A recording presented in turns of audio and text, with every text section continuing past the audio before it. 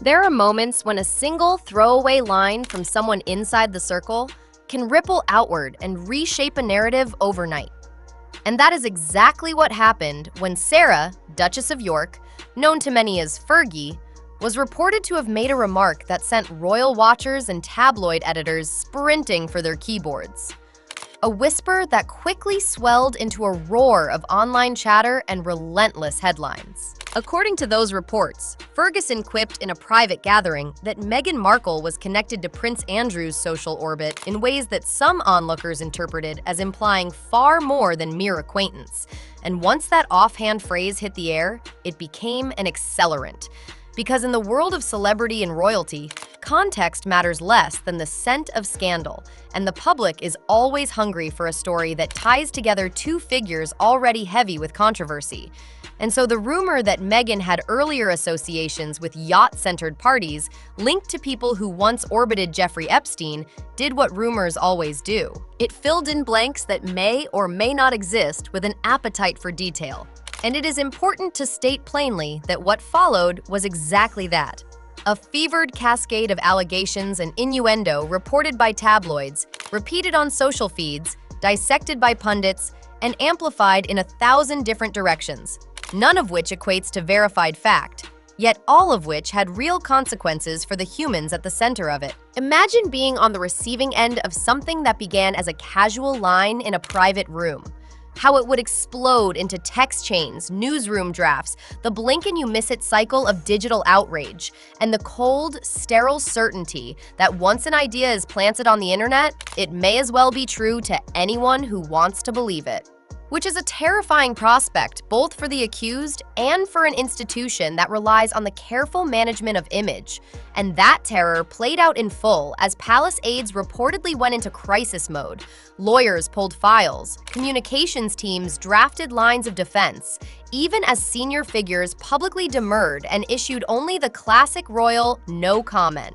Because there is a rule of thumb in crisis PR, that silence sometimes dampens worse than words.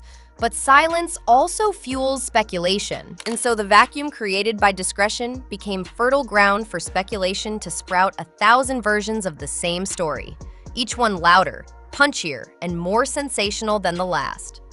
The details that tabloids seized upon were the sort that sell: yacht parties, elite gatherings, photographs purported to show past minglings, references to introductions and mutual acquaintances, and the suggestion that an introduction by a well-connected person had been the seed for later relationships, all of which reframed Meghan Markle's pre-royal life for a public already primed by headlines about Prince Andrew's notorious associations and by decades of fascination with the private lives of public figures. It is a juxtaposition that made the rumor irresistibly clickable. And yet, it remains essential to underline that reputations and human lives are not interchangeable with page views, and the roar of a rumor does not turn it into truth. The reason this particular whisper was so combustible is not hard to discern. Prince Andrew's fall from grace after his entanglement with Jeffrey Epstein and the subsequent public scrutiny made any suggestion of connection to his world a detonator for outrage. And for many readers, the image of a duchess linked in any way to that chapter of royal infamy was an immediate and emotional strike against the carefully curated narrative of Meghan and Harry as modernizing outsiders who left the institution for a more independent life. And here was an insider, Ferguson, who carries her own history of scandal and reinvention, positioning herself in the conversation in a way that could be read as betrayal, as a misplaced confession, or as an act of calculated theater. This is because Fergie's public persona has long oscillated between contrition and defiance, and she knows better than most how a single line can reset the conversation and force the institution to react.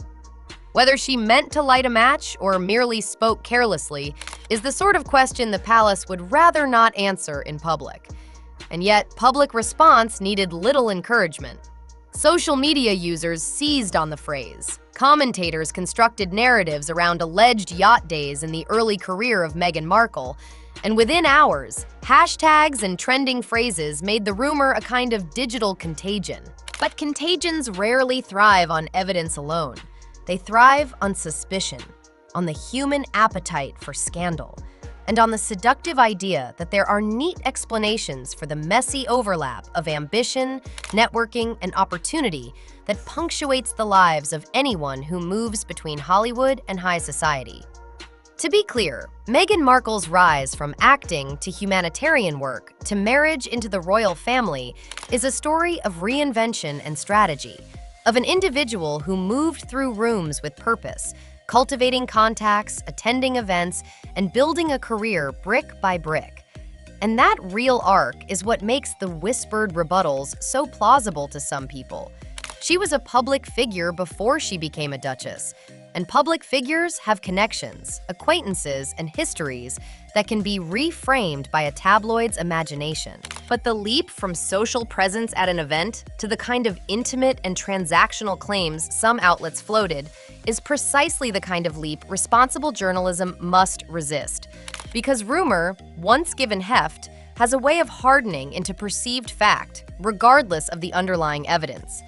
What made the tabloid narrative even more volatile was the range of specifics it tried to stitch together, from supposed photographic evidence of past associations to quoted quips from those who were supposedly present when Ferguson remarked. And in the absence of corroboration, those fragments functioned like sparks near dry tinder. And a palace unused to dealing with this particular configuration of rumor and digital amplification found itself contending with a problem it has seen before. Ties to an individual, now infamous for his crimes, made any implication of association potentially catastrophic. This is because it invited more than gossip.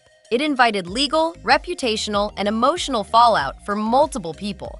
And as advisors scrambled to manage the optics, the human cost became visible in small ways, in canceled appearances, in the private withdrawal of the people being talked about, in the tightening of voices around a narrative that some felt could not be allowed to take root unchecked. For Prince Harry, if the accounts of insiders are to be believed, the alleged remark from Fergie landed like a personal blow, a betrayal that came not from a stranger, but from someone who had been an insider with proximity to the same family that had, in their telling, dismissed or sidelined him and his wife. And that sense of betrayal is corrosive, because it transforms media fights into personal ones. It turns the institution into a place of fractured loyalties and recriminations, and it forces choices about whether to respond publicly or to seek recourse through quieter, legal channels, both of which carry their own risks and often feed the story further. For Meghan, the rumor machine posed a double threat. Because it did not merely attach a salacious possibility to her past, it reframed the narrative of her public ascendance in a way that invites judgment and moralizing, two of the most pernicious forces in the current media environment, where nuance is scarce and outrage is plentiful. And yet, amid the storm, one crucial fact persisted. The claims connecting Meghan directly to wrongdoing with named individuals were allegations reported by tabloids and pundits, not proven facts established in court or through credible, independent verification. And that distinction matters deeply in any ethical recounting of events. Beyond the immediate personalities, the episode reveals how fragile institutional narratives are when confronted with the human tendency to prefer tidy stories over complicated realities. Because the monarchy trades on an illusion of continuity and control, and anything that suggests a crack in that continuity becomes an existential threat in the headlines. Which is why royal communications teams move with such precision in the aftermath of a rumor, attempting to reassert a more measured narrative, to remind the public that the machinery of the institution still functions, that the family still has rituals and responsibilities that cannot be derailed by every whisper. But also that the family is made of people who are vulnerable to the same humiliations and private pain as everyone else in the spotlight. There are also larger cultural forces at play here that deserve mention, because the reflex to sensationalize a woman's past in service of a scandal often taps into sexist tropes about ambition, sexuality, and worth. Tropes that have historically been wielded against women who succeed in male-dominated arenas.